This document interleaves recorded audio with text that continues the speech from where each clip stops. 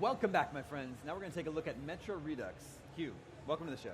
Hi, good to be here. And thank you for packaging these two games together and putting them out on our new consoles. Really it's been quite an interesting experience for us. We've basically got these two games.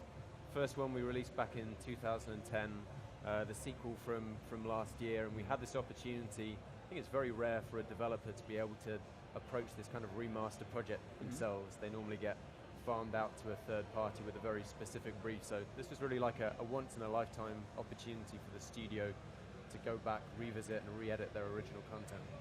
I think we've got footage of the game that we can take a look at here, but what do you think, like when you were given the chance to revisit the game, polish it up, what were you most excited about? Well, we learned a lot of lessons between the two games. 2033 was our first release back in 2010. 4A Games, new studio, based on their own in-house engine, the first outing for the tech. It always looked spectacular on PC. It was kind of a little rough around the edges in places.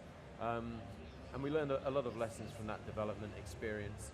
And we put a lot of those lessons into Last Light, the sequel, which I think everyone has agreed was superior in many ways. So when we came to rebuild 2033, we actually rebuilt the game in the new advanced Last Light framework. So we have huge improvements from a technological perspective, improved lighting, dynamic weather, and then from a gameplay perspective, we overhauled the AI, the way the weapons handle. All of these improvements are now carried over into Metro 2033. So even if you play the original game, you're actually going to find that the experience is being kind of completely transformed. I'm actually a big fan of remasters, definitive editions, that whole thing. The Tomb Raider definitive edition that came out.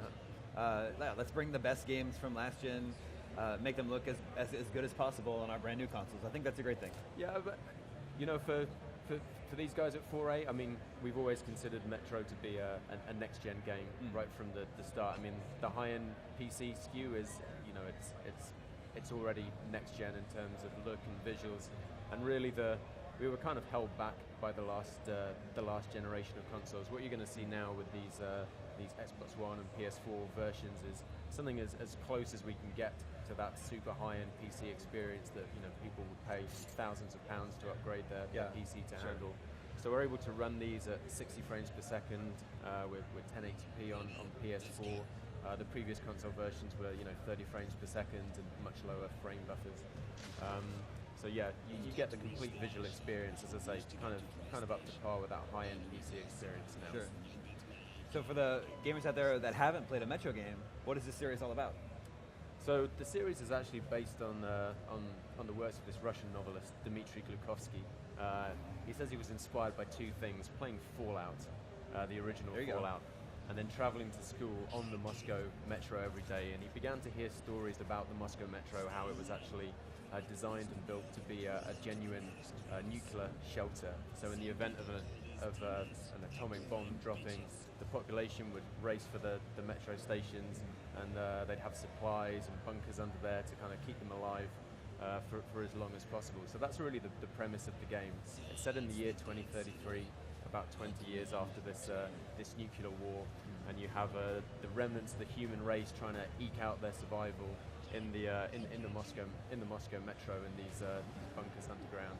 So pretty intense background, and I guess it's one of those classic story-driven single-player experiences, very much in the Half-Life mold. That was a big inspiration for the studio. Their previous experience was also in post-apocalyptic games. A lot of the original guys came from GSC, the guys behind Stalker. When they split away to form 4A Games, they really wanted to go for that cinematic single-player campaign, as I say, very much inspired by Half-Life. They were looking for the right material to base it on. And Dimitri's first novel, 2033, he was kind of a progressive thinking guy. He actually published the novel online, free to read for anyone. Cool. And people would write into him, and they'd make suggestions and amendments. And the guys at 4A actually encountered it online. Prof, the creative director, said he was directed to it by a friend, stayed up all night reading it, and then contacted Dimitri and said, look, we want to make this game. We think this is the perfect thing to build it on. So it was a really collaborative experience between the two. Dimitri helped them adapt his original novel into this kind of epic single-player campaign. He also contributed a lot of the dialogue and all of the background storytelling within the game. Right now, are we seeing 2033? Yeah, so you're seeing 2033. This is the level Dead City. It's your kind of your first experience up on the surface. Metro's got a lot of survival horror kind of influences in there as well. It's very resource management intensive kind of survival mechanics. So you have your gas mask that has a limited air supply.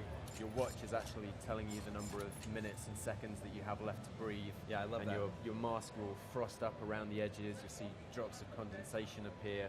And you have to scavenge for filters to swap out in your mask to give you more air supply. Your ammunition is also in limited supply, and in this post-apocalyptic world of the Metro, your ammunition actually also doubles as currency. Sure. So you have these military-grade rounds that you use to trade, to buy new weapons, to upgrade your weapons. But if you ever run out of your normal bullets, you can actually load them into your gun. They do more damage because they're manufactured before the apocalypse. They have military-grade gunpowder, so they do more damage. But by firing your gun, you're actually spending away or shooting away your currency. You can see just there that the guy wiping blood and gore off his mask. This is one of the new features that we actually added into the sequel, Last Light. So when we approached Metro 2033, we basically rebuilt the original game using the advanced engine and the advanced gameplay framework from the sequel. So a lot of the improved mechanics, such as the mask wipe, the feel of the weapons are now there and present in Metro 2033. And we've completely overhauled the outdoor environments as well. In the first game, our lighting engine was really good at doing interior lights, so kind of flickering candle lights and torch lights. Our outdoor areas were kind of a bit grey and flat and lifeless by comparison. They sort of had a bleak, eerie charm of their own. But with the new engine, we have global illumination. It gives us much more naturalistic lighting in the outdoor areas. We've kind of brightened it up a little bit. Reworked all of the textures. The next gen games are actually using all of the original PC high-res textures in most places, except in those instances where we've spruced them up.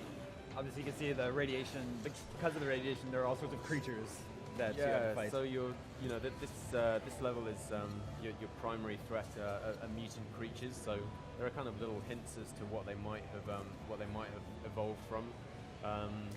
We also have a very strong kind of human combat element in the game, and when faced against humans, it really turns into a much more kind of tactical shooter.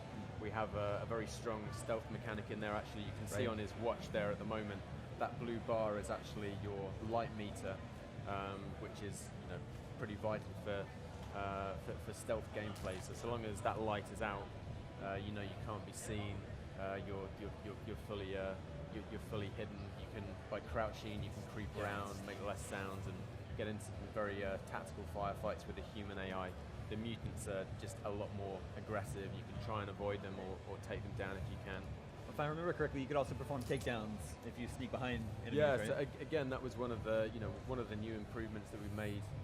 In the original game, you kind of had to cycle in quite a cumbersome way through your weapons to get to the knife for melee, and that could be really frustrating when you've got a pack of mutants leaping at your face.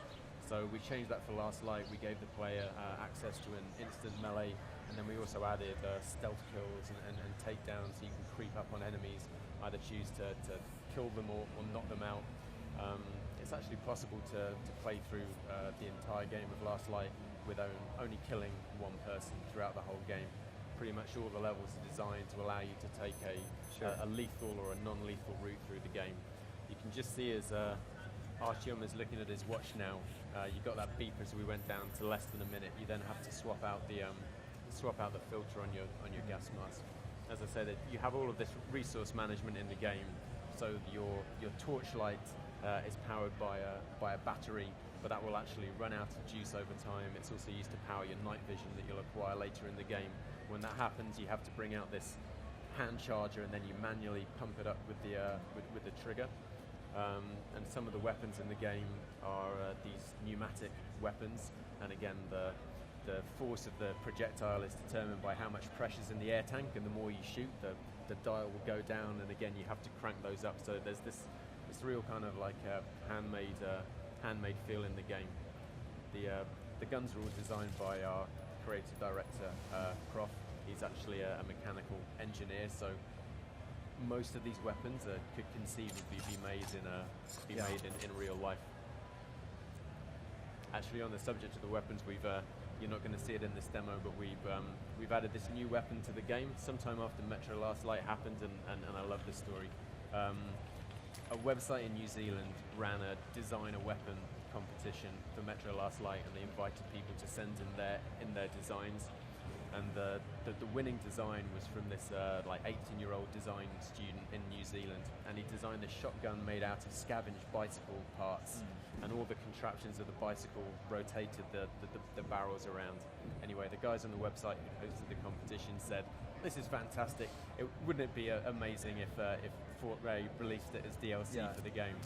Well, I heard about this and sent it through to the team and said, "What do you reckon? Can we do it?" And they said, "Yeah, we think that would work." Nice. So they spent a ton of time actually building that. We were able to release it as some DLC, but now we've put that gun back in the main game. So Redux contains all the DLC that was released? So we've basically got these two standalone games. So 2033 and Metro Last Light.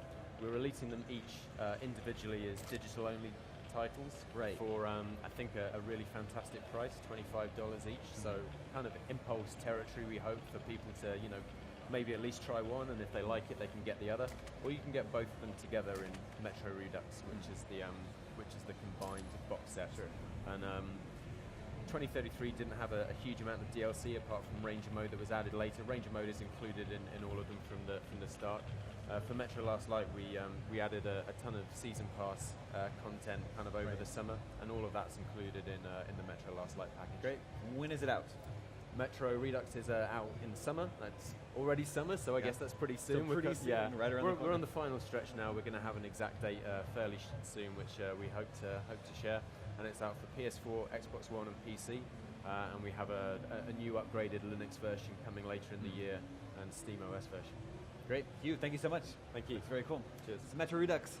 Stay tuned. Next, we're going to look at Lords of the Fallen.